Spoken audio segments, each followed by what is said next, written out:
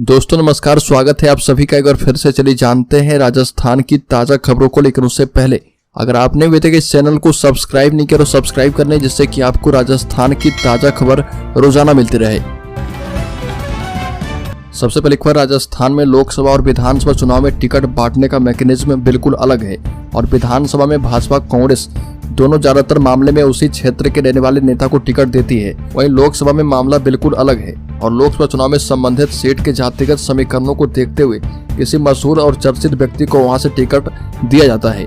कुछ चुनाव में तो फिल्मी सितारों या फिर खिलाड़ियों आदि को भी लोकसभा के टिकट भी दिए गए हैं और इस बार भी लोकसभा चुनाव के लिए दोनों ही प्रमुख पार्टियों ने स्थानीयता से ज्यादा लोकप्रियता और जातिगत समीकरणों के आधार पर प्रत्याशी का चयन किया है।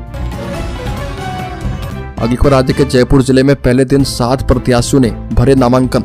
लोकसभा आम चुनाव 2024 के अंतर्गत प्रथम चरण के 12 लोकसभा संसदीय क्षेत्र से प्राप्त नामांकन पत्रों की जांच की गई और जांच के दौरान 124 प्रत्याशी के 166 नामांकन विधि मान्य पाए गए और 7 प्रत्याशी के 13 नामांकन जांच के दौरान खारिज किए गए हैं। बता दें कि गंगानगर में 9 प्रत्याशी, बीकानेर में 9, चूरू में 14, झुंझुनू से 8, सीकर से 16, जयपुर ग्रामीण से 17, जयपुर से 14, अलवर से 10, भरतपुर से 6, करौली धौलपुर से 4, दौसा से 7 और नागौर से 10 प्रत्याशियों ने नामांकन भरे हैं। अगली खबर, राजस्थान हाईकोर्ट ने एक बार फिर से सरकारी वकीलों के रवैये को लेकर नाराजगी जताई है। वहीं सरकार पर 10,000 का जुर्माना लगाते हुए मामले में जवाब पेश करने का अंतिम मौका दिया है। जस्टिस गणेश राम मीना की कोर्ट ने मामले में टिप्पणी करते हुए कहा कि सरकारी वकीलों की कार्य प्रणाली की जानकारी राज्यपाल को देना जरूरी है। ऐसे में आदेश की कॉपी मुख्य सचिव, प्रमुख सचिव विधि के साथ साथ राज्यपाल को भेजी जाए। दरअसल तृतीय श्रेणी विशेष शिक्षक पद पर नियुक्ति से जुड़े एक मामले में राज्य सरकार ने पिछले 4 साल से जवाब पेश नहीं किया था। अगली खबर, राजस्थान में कांग्रेस एक और प्रत्याशी का बदल सकती है टिकट। बता दें कि राजस्थान में लोकसभा चुनाव के लिए कांग्रेस ने लेफ्ट आरएलपी से गठबंधन कर लिया है और प्रदेश की एक और सीट पर कांग्रेस भारत आदिवासी पार्टी से गठबंधन कर सकती है। इन तीनों पार्टियों के लिए 3 सीट छोड़ने के बाद शेष बची 22 सीटों में से 21 सीटों पर कांग्रेस ने अपने उम्मीदवार उतार दिए हैं। हालांकि प्रत्याशी की घोषणा के बाद कांग्रेस को एक सीट पर उम्मीदवार बदलना पड़ा।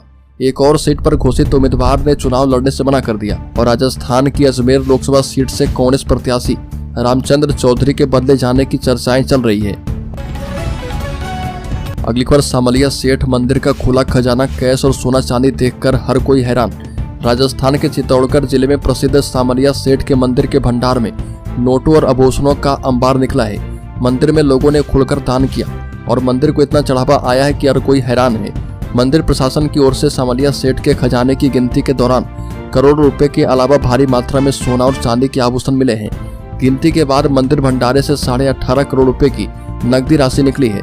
इसके अलावा दान के तौर पर भारी मात्रा में सोना और चांदी के जेवर निकले हैं। अगली खबर, राज्य की पूर्व मुख्यमंत्री वसुंधरा राजे ने कहा कि कांग्रेस ने राम मंदिर का बहिष्कार किया। अब देश की जनता इन चुनाव में कांग्रेस का बहिष्कार करने वाली है। कांग्रेस डूबता हुआ जहाज है जहां भगदड़ मची है। लोग कांग्रेस छोड़ कर जा रहे और कांग्रेस के उम्मीदवार टिकट लौटा रहे। वसुंधरा राजे ने कहा कि चुनावी मैदान छोड़ कर भाग रहे और कह रहे कि नहीं चाहिए टिकट। राजे झालवाड़ में आयोजित भाजपा प्रत्याशी एवं सांसद दुष्यंत सिंह के समर्थन में आयोजित एक कार्यकर्ता सम्मेलन में बोल रही थी। अगली खबर, डिप्टी सीएम दिया कुमारी का बड़ा बयान, कहा कि इंडिया गठबंधन के आधे से ज्यादा सीएम या तो जेल में हैं या फिर बेल पर हैं।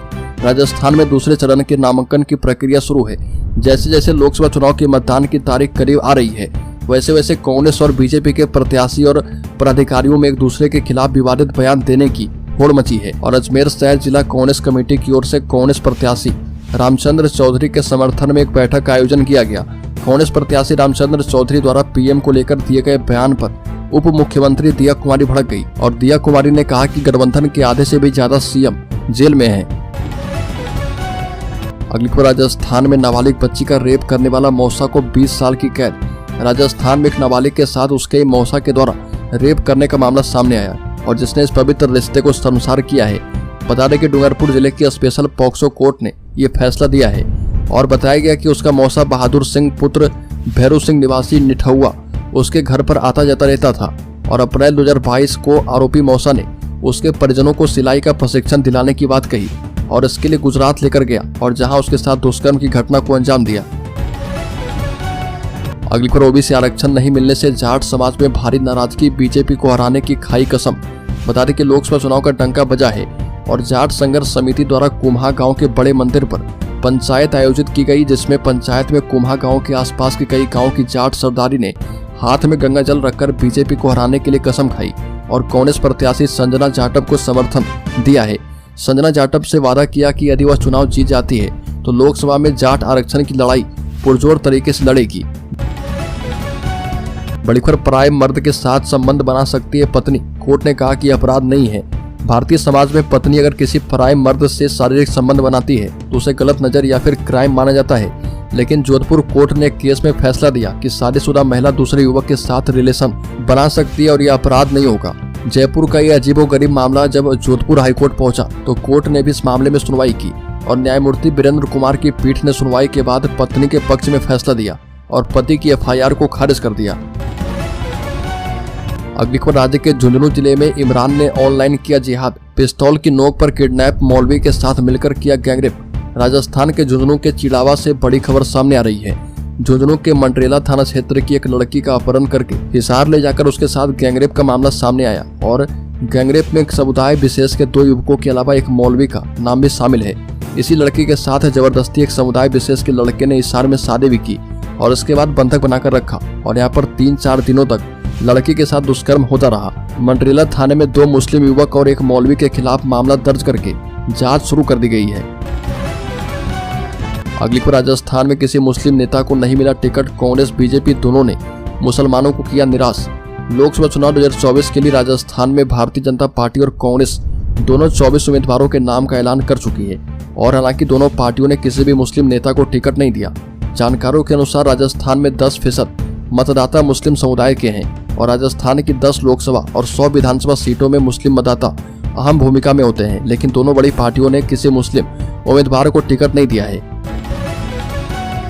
तो दोस्तों, खबरों में आगे बढ़े उससे पहले मैं आपको बता दूं कि इस चैनल की तरफ से क्यूज सीरीज का दूसरा फेज शुरू है और अगले 30 दिनों तक जो भी सब्सक्राइबर पूछे गए प्रश्नों का सही जवाब सबसे पहले और अगले 30 दिनों में सबसे ज्यादा बार देंगे उन्हें इस चैनल की तरफ से 1001 रुपए का गिव अवे दिया जाएगा।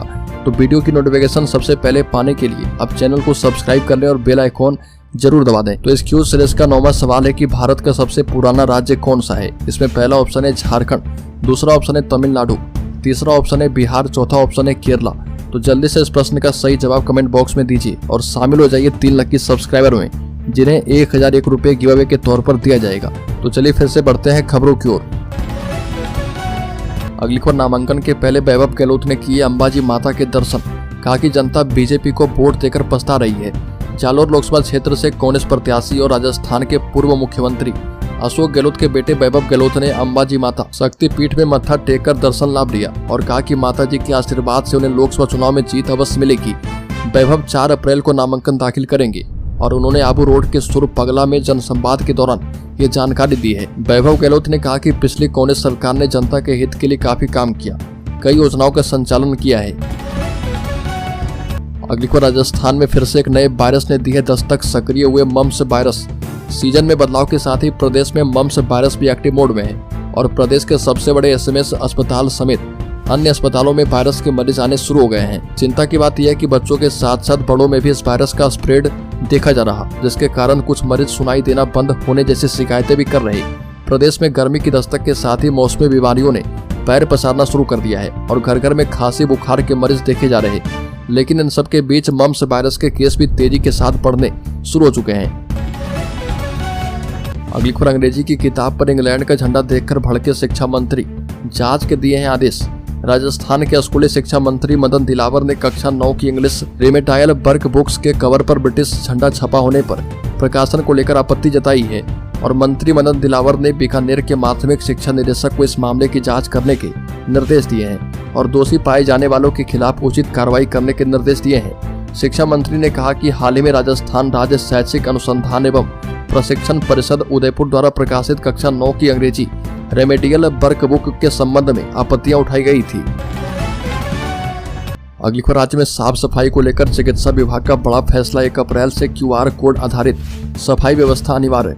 प्रदेश के सरकारी अस्पतालों में साफ सफाई को लेकर चिकित्सा एवं स्वास्थ्य विभाग गंभीर है। और अस्पतालों में साफ सफाई को लेकर QR कोड सिस्टम को लागू नहीं किए जाने पर 8 मेडिकल कॉलेज के प्रिंसिपल को नोटिस दिए जाने के बाद अब 1 अप्रैल से प्रदेश के सभी मेडिकल कॉलेज से संबद्ध अस्पतालों में QR कोड आधारित सफाई व्यवस्था अनिवार्य रूप से लागू करने के आदेश जारी कर दिए गए हैं।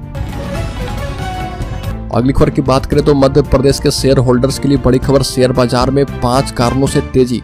सेंसेक्स 1000 अंक उछला, बैंकिंग शेयर भी चमके हैं। अंतर्राष्ट्रीय मार्केट से मिले पॉजिटिव संकेत के बीच भारतीय शेयर बाजार में जबरदस्त उछाल देखी गई। BSE सेंसेक्स 1000 अंक उछल गया और बता दें कि अमेरिकी शेयर बाजार में भी तेजी है। साथ ही RBI के राहत से बैंकिंग और फाइनेंशियल शेयर चमके हैं। टेक्निकल नजरिया भी बदल गया है, चौतरफा तेजी आने वाली है। बता दें कि सबसे अधिक मुनाफा बैंकिंग और फाइनेंशियल शेयर ने करवाया और बता दें कि घरेलू संस्थागत निवेशकों ने पिछले 7 कारोबारी दिनों के दौरान 24,373 करोड़ रुपए का भारी निवेश किया है।